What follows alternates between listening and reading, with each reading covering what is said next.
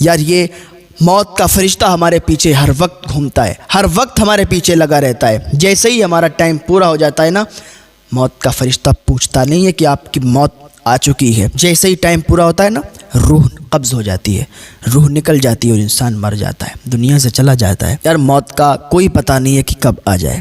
ساتھ میں یار انسان بیٹھا ہوا ہے، آپ کا دوست ہے، اور کب کس کے ساتھ کیا حادثہ ہو جائے کوئی کسی کو نہیں پتہ ہے۔ موت کا فرشتہ ہر وقت ہمارے پیچھے رہتا ہے اور ہم بھاگتے رہتے ہیں، ہماری زندگی ختم ہوتی رہتی ہے۔ ایک انسان نے خواب دیکھا تھا کہ اس کو ایک شیر دوڑا رہا ہے اور وہ بھاگ رہا ہے، بھاگتے بھاگتے بھاگتے بھاگتے ایک جگہ پر پہنچا نا، وہاں پر ایک بہت بڑا گڑھا تھا، جگہ کھودی ہوئی تھی، اور وہیں پر ایک پیڑ تھا۔ جیسے ہی پیڑ پر چڑھنے لگا نا، تو کیا دیکھا کہ اس کے نیچے اس کی نظر گئی، تو وہ گڑھے میں 2 اژدہے تھے، کالے رنگ کے، کالے کالے رنگ کے 2 اژدہے تھے۔ اور زیادہ خوف زدہ ہو گیا۔ ادھر شیر بھی دوڑا رہا ہے، ادھر وہ سانپ بھی ہیں، وہ کالے اژدہے بھی ہیں جو اس گڑھے میں ہیں۔ اور جب پیڑ پر چڑھا نا، تو جس ٹہنی پر وہ بیٹھ گیا، جس ٹہنی پر وہ بیٹھا، اس ٹہنی کو 2 چوہے کھتر رہے تھے۔ ایک کالے رنگ کا چوہا تھا اور ایک سفید رنگ کا چوہا تھا، دونوں کھتر رہے تھے اس کو۔ اس کو معلوم تھا کہ یہ ٹہنی ابھی ٹوٹے گی اور ٹوٹ کر گرے گی تو اس گڑھے میں جائیں گے۔ ادھر شیر بھی ہے، ادھر 2 اژدہے بھی ہیں، ادھر 2 چوہے بھی ہیں، یہ ٹہنی ٹوٹنے والی ہے۔ لیکن اس کی جب نگاہ، اس کی نظر اوپر گئی تو دیکھا کہ ایک شہد کا چھتا لگا ہوا ہے جس میں سے شہد ٹپک رہا ہے۔ جب اس نے اوپر نگاہ کی تو شہد ٹپکا تو اس کے منہ میں گرا، لذت گئی۔ پھر اوپر اٹھایا منہ، پھر اس کے منہ میں گرا، منہ میں لذت گئی، مٹھاس پیدا ہوئی۔ اس نے اپنے منہ کو اوپر کر لیا، شہد منہ میں گرتا رہا اور وہ شہد کو چوستا رہا، شہد کو چاٹتا رہا، اور وہ لذت، وہ مٹھاس پیدا کرتا رہا۔ تھوڑی دیر کے بعد کیا دیکھا کہ ٹہنی ٹوٹی، گڑھے میں گرا، اور ادھر سانپوں نے ڈس لیا، اژدہوں نے ڈس لیا۔ اس کی آنکھ کھل گئی، آنکھ کھلی، بھاگتا ہوا ایک اللہ کے ولی تھے، ان کے پاس گیا، عرض کرنے لگا حضور میں نے یہ خواب دیکھا ہے، تعبیر بتا دیں، تعبیر کیا ہے؟ مجھے تو بہت خوف، بہت ڈر لگ رہا ہے۔ وہ اللہ کے ولی کہتے ہیں سنو، یہ تمہاری تعبیر بڑی ہی عجیب ہے۔ کہا حضور کیا ہے؟ کہ جو شیر تمہیں دوڑا رہا تھا وہ شیر نہیں تھا۔ کہا حضور پھر وہ کیا تھا؟ کہ وہ تمہاری موت تھی، جو ہر وقت تمہیں دوڑاتی رہتی ہے اور تم بھاگتے رہتے ہو۔ تمہاری زندگی کے دن کم ہوتے رہتے ہیں، اور جیسے ہی تمہاری زندگی کے دن کم ہو جاتے ہیں، ملک الموت تمہاری روح کو قبض کر لیں گے۔ تمہاری جان نکل جائے گی، تم اس دنیا سے الوداع کر جاؤ گے، اس دنیا کو چھوڑ کے چلے جاؤ گے، تمہارا انتقال ہو جائے گا۔ کہتے ہیں حضور سمجھ میں آ گیا کہ وہ شیر نہیں تھا، وہ موت کا فرشتہ تھا۔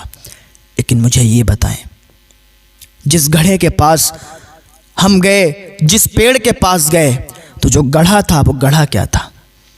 کب وہ گڑھا نہیں تھا؟ کب پھر کیا تھا؟ کب وہ قبر تھی تمہاری؟ وہ گڑھے کی شکل میں تمہاری قبر تمہیں دکھائی گئی کہ اسی قبر میں تمہیں مر کے جانا ہے، اور ایک دن تم چلے جاؤ گے، سب لوگ انا للہ و انا الیہ راجعون پڑھیں گے، اور سب لوگ تمہاری قبر پہ جا کے تمہیں مٹی دے دیں گے اور وہیں تمہیں دفن کر دیں گے۔ حضور سمجھ گیا کہ قبر تھی، لیکن قبر کے اندر جو اژدہے تھے وہ کیا تھے؟ کہا پھر بھی نہیں سمجھے۔ جو اژدہے تھے وہ اژدہے اصل میں کوئی سانپ، کوئی دنیاوی جانور نہیں تھے، بلکہ وہ جہنم کے اژدہے تھے جو تمہارے گناہ کی شکل میں تمہارے سامنے نظر آئے۔ وہ تمہارے گناہ تھے، جو چھوٹے چھوٹے تم گناہ سمجھتے ہو وہ چھوٹے چھوٹے گناہ نہیں ہوتے۔ جھوٹ کو تم چھوٹا گناہ سمجھتے ہو، جھوٹ کوئی چھوٹا گناہ نہیں ہے۔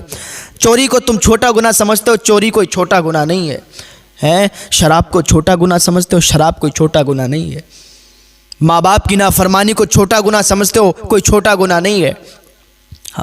بخشے نہیں جاؤ گے، ماں باپ کے جو نافرمان ہیں بخشے نہیں جائیں گے، اور جن کے ماں باپ ان سے ناراض ہیں تو آج اسی دن اپنے ماں باپ کو راضی کر لیں، کیونکہ ماں اگر جنت ہے تو باپ جنت کا دروازہ ہے۔ نہ ماں ناراض ہونا چاہیے، نہ باپ ناراض ہونا چاہیے۔ جن کے ماں باپ ناراض ہیں ان کو آج ہی آپ منا لو، ان روٹھے ہوئوں کو، وہ آپ کے ماں باپ آپ سے راضی ہو جائیں گے، اور ایک بار اللہ کی بارگاہ میں ہاتھ اٹھا کر دعا کر دیں گے، یا اللہ میرے بیٹے کو بخش دے، میں اس سے راضی ہوں، تو اللہ تمہیں جنت نصیب فرما دے گا۔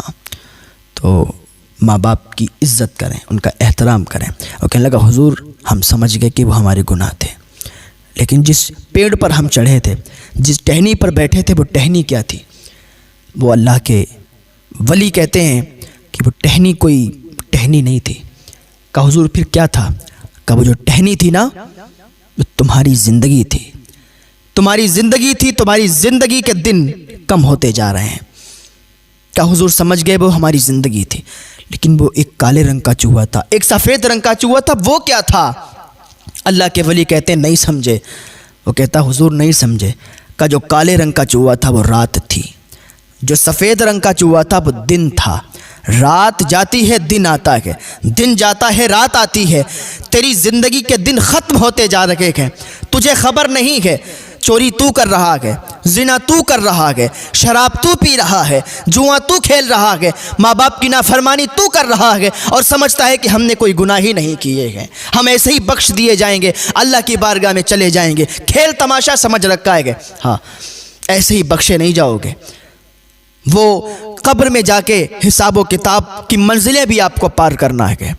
ہاں تم سمجھتے ہو کہ ہم نے کسی کو گالی دے دی، اور یہ معاشرے میں بہت عام ہے کہ اگر کسی کا کوئی بھتیجا لگتا ہے تو پھر وہ سیدھے مجھ سے بات نہیں کرتا ہے، ڈائریکٹ اس کو گالی دیتا ہے۔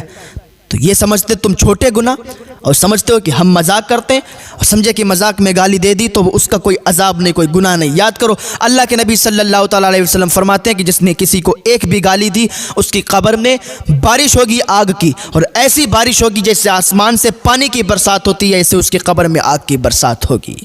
ہاں کبھی کسی کو گالی بھی مت دینا، گناہوں سے توبہ کر لینا۔ کہ حضور ہم سمجھ گئے، جو چوہے تھے وہ کوئی چوہے نہیں تھے، بلکہ وہ ہماری زندگی کے دن تھے جو ختم ہوتے جا رہے ہیں۔ وہ ٹہنی کوئی ٹہنی نہیں تھی، وہ زندگی تھی، اور وہ زندگی ہماری ختم ہو رہی ہے۔ حضور ہم سمجھ گئے، لیکن مجھے یہ بتائیں کہ جو اوپر تھا وہ شہد کا چھتا تھا۔ وہ شہد کا چھتا کیا تھا؟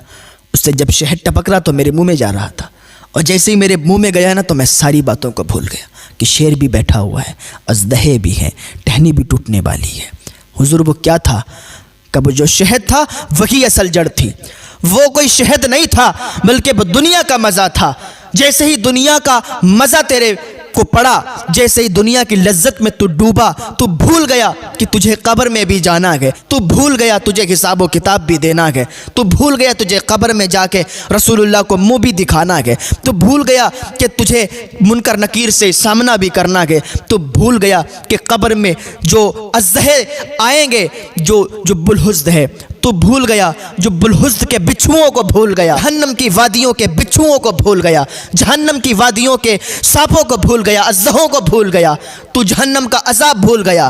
جیسے ہی دنیا کے مزے میں پڑا تو بھول گیا کہ دنیا میں کس لیے آیا ہے، اللہ نے تجھے بھیجا کس لیے ہے، تو ساری باتوں کو بھول گیا اور دنیا کے مزے میں پڑ گیا، دنیا کی لذت میں پڑ گیا۔ اور جیسے ہی تو دنیا کی لذت میں پڑا نا، ساری باتوں کو بھولا نا، ویسے ہی عذاب کے فرشتے تیری قبر میں نازل ہو جائیں گے۔ ہاں وہ اژدہے تیری قبر میں ڈال دیے جائیں گے، وہ سانپ اور بچھو تیری قبر میں ڈال دیے جائیں گے۔ کھیت کا بچھو ہم برداشت نہیں کر سکتے، کھیت کے بچھو کا ڈنک ہم برداشت نہیں کر سکتے، سانپ کے ڈسنے کو ہم برداشت نہیں کرتے، ڈاکٹروں کے پاس دکھانے کے لیے جاتے ہیں، ہاسپٹلوں میں اسپتالوں میں دکھانے کے لیے جاتے ہیں، ہاں، اور آج گناہوں پہ گناہ کرتے جا رہے ہیں۔ قبر میں بچھوؤں کو کیسے برداشت کریں گے؟ قبر میں اژدہوں کو کیسے برداشت کریں گے؟ کمرے میں اگر ایک چھپکلی گر جائے تو ہم پریشان ہو جاتے ہیں، ڈر کے بھاگ جاتے ہیں، تو قبر میں جو وہ بچھو ہوں گے، جو وہ اژدہے ہوں گے، تو ان کا ہم سامنا کیسے کریں گے؟ آج بھی آ جاؤ اللہ کی بارگاہ میں توبہ کر لو، اللہ تمہیں ایک توبہ سے معاف فرما دے گا۔